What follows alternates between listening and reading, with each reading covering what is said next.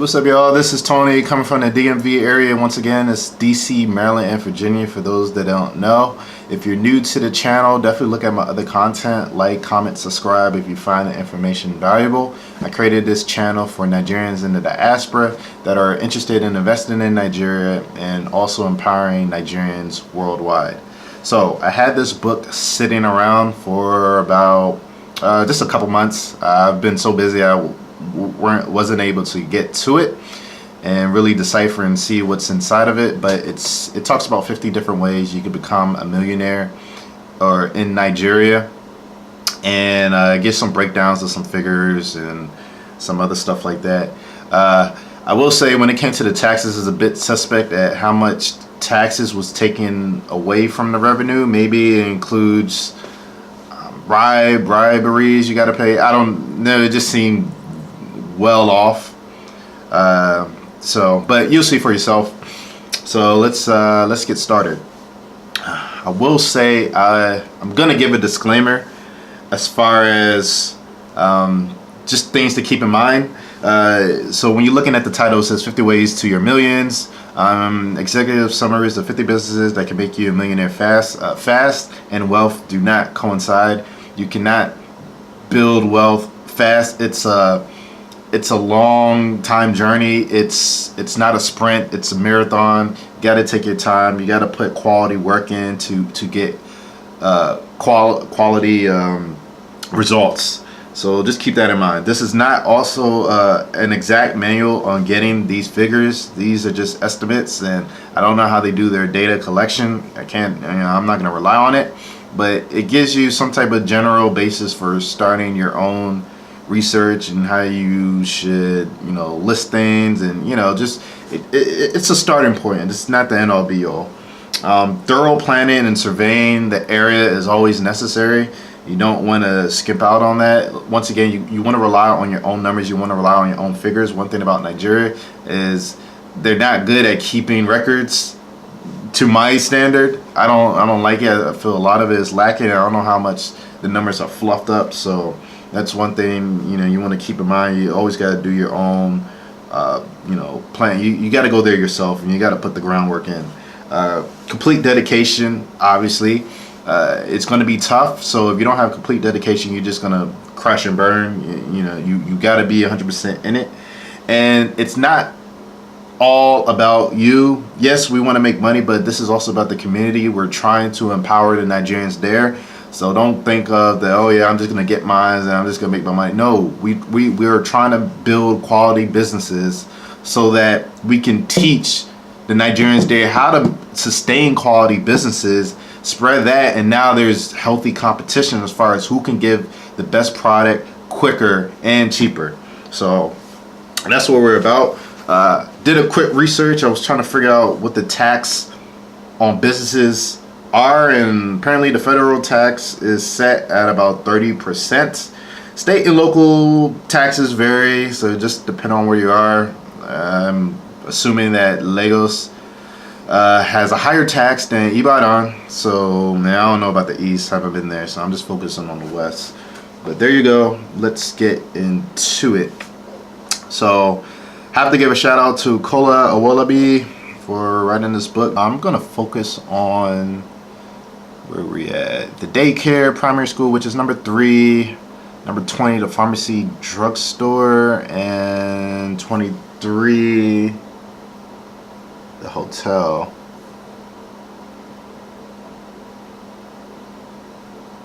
Oh yeah, so I'm gonna focus on those 3. Reason being, so you got education for those that are interested in education, pharmacies, drugstore. So if you want to sell products, there you go. When it comes to the marketing and all the other good stuff, you got to get a grasp on that. And of course the hotel, a lot of hotels springing up, so there's a lot of opportunity over there for people that want to get into the hotel business. So gonna start. So I know the daycare is at 15. All right, so here you have the daycare. Gives a brief introduction about the school, why it's created, what its mission is, and all that other good stuff. So one part that was interesting for me was just the population. So I wanted to put things in perspective. So in, I guess, the end of 2018, population in Nigeria is about 200 million. So of course these figures, this is 2006, so you know, that's a big jump actually, or at least that's what I think. But anyways, so end of 2018 is about 200 million people. In 2050, it's estimated to increase over 400 million people in Nigeria in 2050. Now, for the U.S., this is the U.S. population now, and you see the world population as well too. But U.S. population at 328 million people. Now, if you look at, so you got Nigeria at about 200 million, and the U.S. at 328 million people. I was curious to see how they compare in size. So the United States is 11 times bigger than Nigeria. So I did some interesting math, and all I did was just multiply the population of the U.S. 328 million by 11 times, just to get perspective of how crowded things are. I don't know, like, so when you go to certain events, you see how crowded it is. You know, there's a lot of people in the U.S. So when I multiply it by 11, I got 3.6 billion as the figure. So people is what it will be if the U.S. was as crowded as Nigeria. Just what I'm assuming. I'm just putting. Of course, this isn't accurate, but you know, just bear with me. So that's about that's how comparable it is in Nigeria. How, you know, when I first went to Nigeria, it was just so many people outside. So, you know, I'm just transferring that figure to the U.S. It's like us seeing 3.6 billion people. In China currently, there's 1.4 billion, and you already know China is crowded. So imagine that, you know. So there's a lot of people in Nigeria. Just to keep that in mind. So some more information about, you know, they're trying to make the challenge meet the demand. Let's see, it talks about strength, weaknesses, SWOT. Just found out what SWOT was. And oh yeah, there was one thing I wanted to talk about, the truancy rates. I don't know how they get their figures, so I can't really rely on this, but just from talking to people while I was in Nigeria, looking at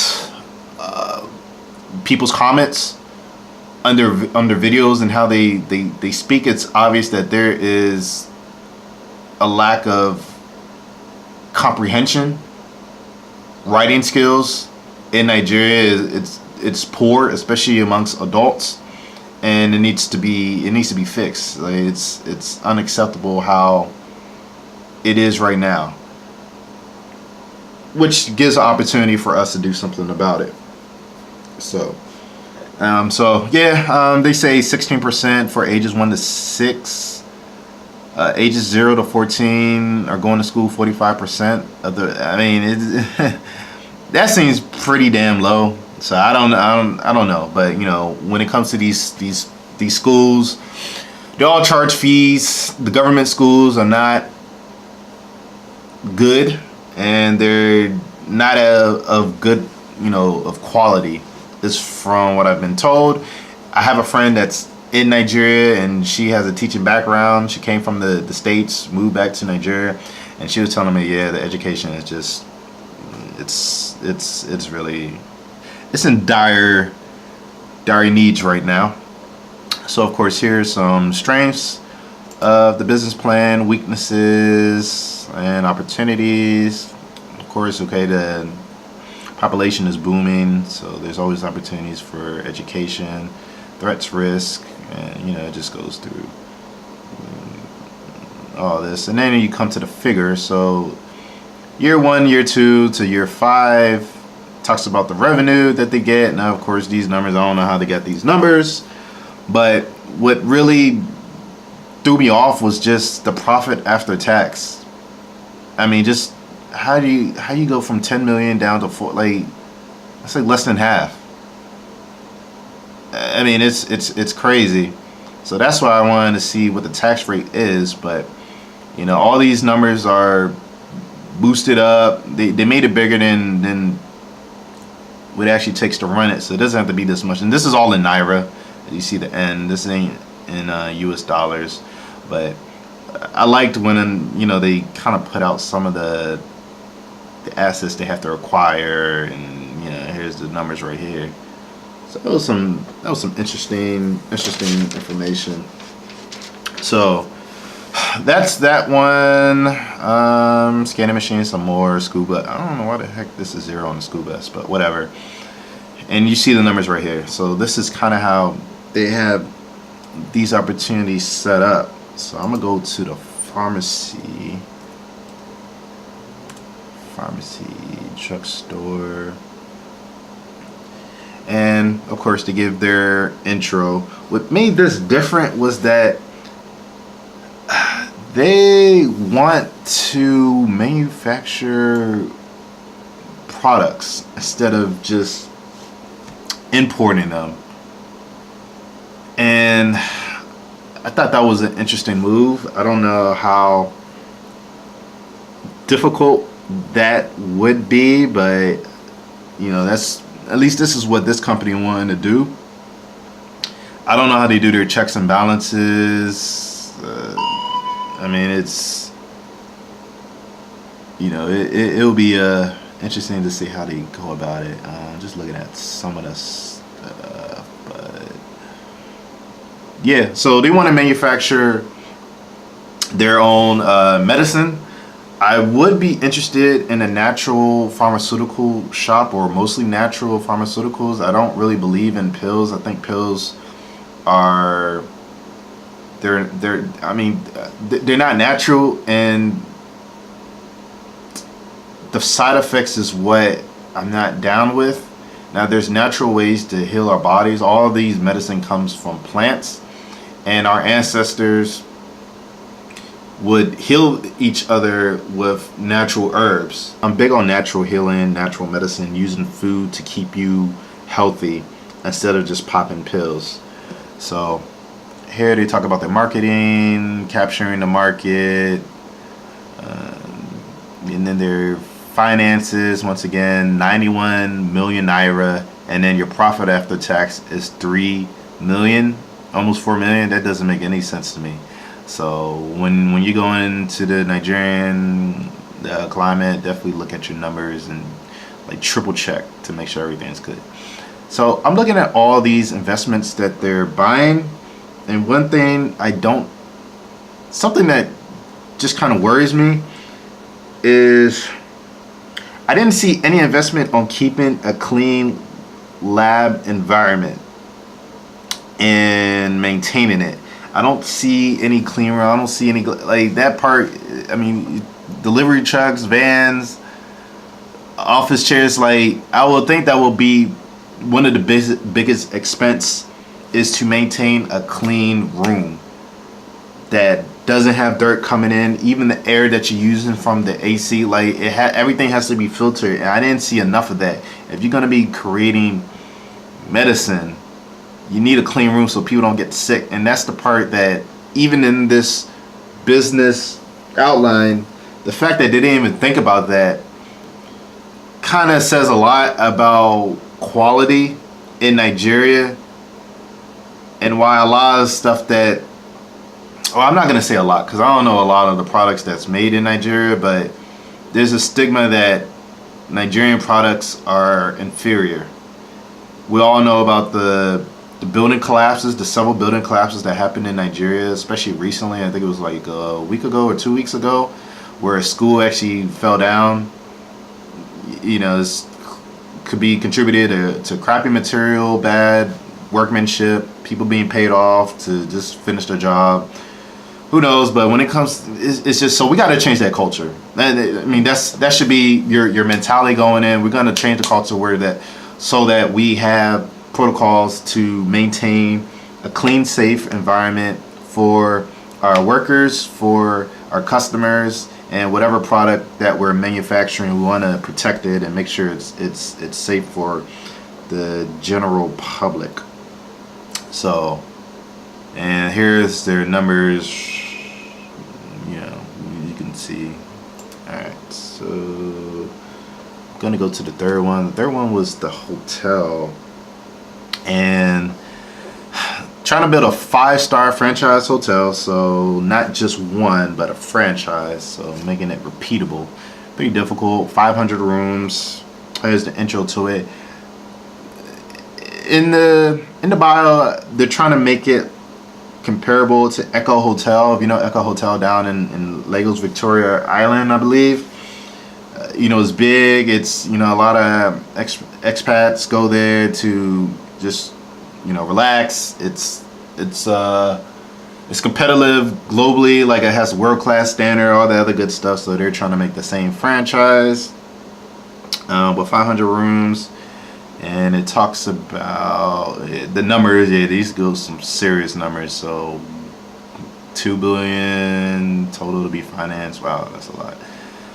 So, but it's understandable. It's Lagos. You got to pay for the land. It's a lot more higher. They have a background of all the different sales and stuff like that. Demand, who's gonna come? Expatriates, high net worth individuals, government officials. Like, everyone wants a good hotel where it has good quality. We don't want that cheap quality that, you know, unfortunately Nigeria is known for. Talks about strength, weaknesses, opportunities, threats, services, and if you want to obtain the franchise, talks about how you can go about it. So if you got that money, and you know, you can invest in something like this. Of course, this is all speculative. I don't know where they get the numbers from. I don't know how they do the research, but nonetheless, I'm just showing you what this book has so that you can take it as, you know, just a general manual on how to get started if you're trying to go into the hotel business. Some things to take into account. So of course we go to the figures, and I mean, damn, like 4 billion naira drops to 1.5 billion after taxes. Oh wait, it should say taxes in here, but I don't know why it's not saying. Regardless, this is the retained profit. That's still, I guess it makes sense. It's still something. It's like 1.5 billion. And then of course, talks about all the investments, land, cost of the building, of course, furniture, fitting. Yeah, I would think it's more than this, but this is what they got, and these are their numbers. So here you can kind of see how they break it down. There's a part 2 with 25 other ones, which you see right here. I didn't really like this list too much. It wasn't that interesting to me, but maybe it is for you all. And it's not as detailed as the first part. So this is just a, you know, part 2. You can see here, I'm gonna try the car wash. And you can see that one is, car wash makes sense. Nigeria is dusty. It's a lot of unpaved roads, so cars are always kicking up dust. So that's a good business to have. You can do a mobile business, go home to people's homes, or you can have just a brick and mortar location. I think if you're gonna do the mobile, what I would do is get a big old water tank, put it on the back of a pickup truck or whatever, got my hose, my sprayer, and I will only go to office buildings where I can do multiple cars. So while everyone is working during the day, I will say, okay, all right, I'm coming in, just pay me this much, so that it's worth my time, and I will go ahead, wash all the cars, and you know, I already have my money, prepay, wash all the cars, everything looking good. Now when cars drive by, they see me working, and they see how clean the cars are. Of course, quality, give quality service. You can have one person helping you so they can wipe down while you spray. And also, the reason why I want to do multiple cars is so that other cars if I just do one, and I just have a feeling that I'm gonna spray other cars and get them wet, and he might be upset about that, or you know, I'm just trying to think of all the different variables. So I'll just go to the office building. They're already working, so they got money. Get them all together. I mean, they're sitting at work anyway. Clean all the cars like during the morning. Maybe go to another office building in the afternoons to do like 2 shifts, and go ahead and rack it up and reinvest into your company so that you can get more people to do the same thing. So that's what the book entails. Definitely do your own research. Obviously, take it with a big grain of salt. But you can be profitable in Nigeria. 50 ways to do it. Check out the pinned comment. I'll put the link to if you want to download the book, get the book. And let me know your thoughts. You know, leave comments, share this video with anyone you think that will be interested in doing business in Nigeria. Subscribe, and I'll catch you next time.